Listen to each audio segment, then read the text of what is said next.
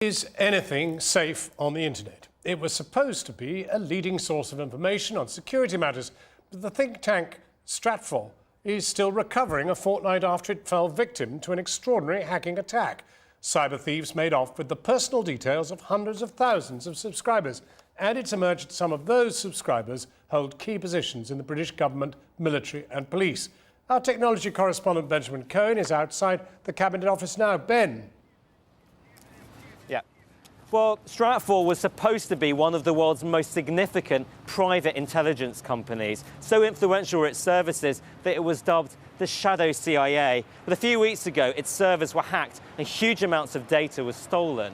And it emerged on Christmas Day, 850,000 users woke up to a really unpleasant present because their personal details, everything from their names, their postal addresses, their credit card information, their passwords, were published online for anyone to see. It's taken quite a while, really, to go through the details of whose accounts were stolen, but they've now been able to go through them, and it's emerged that senior US politicians, senior US military figures, but also over here in the UK, senior officials at the senior officials at the Foreign Office, the Ministry of Defence, and here at the Cabinet Office, which really ironically was actually responsible for cyber security. So what's the risk, Ben?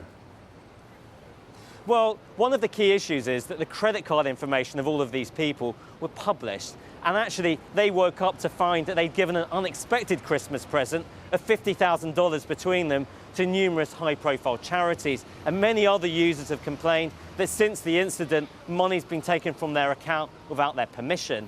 Earlier today, the users of Stratfor were sent an email purporting to be from the company. Rather than an apology, it was actually a rather bizarre email which linked to a Rick Astley video on YouTube. But the information that's contained on the files that are published for anyone to see are a real goldmine to identity thieves because they contain people's passwords. And many users, as everyone at home will know, use the same password for all of the services that they access. And I spoke to one victim earlier, and they're actually from the Netherlands, which shows quite how wide this problem has spread.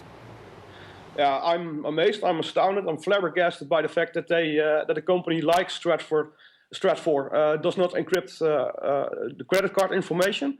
It seems like they don't have their IT security controls in place, and that's, for me, is reason enough to not trust them at this point with my own credit card information and do business with them in the future. Well, as you say, Ben, there's been a spate of these attacks. What made people take notice of this particular one? Well, I think really because it was the company that was involved and the really high-profile clients it had. This was an intelligence company that seemed to have absolutely no intelligence about what was happening to its systems and didn't even encrypt the data that it held on many customers. But it's just one of a number because just a week ago it emerged its claims that the Indian security services had their servers hacked, and what was stolen from there was the source code to Norton antiviruses system for businesses, which experts say will be incredibly useful for anyone trying to create a virus and try and outwit the Norton system. Now, you might think that's only of relevance to people in India. It was the Indian intelligence services. But if you think how many of the services we use, whether it's banks, building societies, or electricity companies, are based there, that shows how significant it is. And one last thing, the Stratfor hack, it's claimed, also contains email conversations between Stratfor employees and officials in government. That could be potentially very embarrassing if those conversations are published. Benjamin Cohen. Kathy.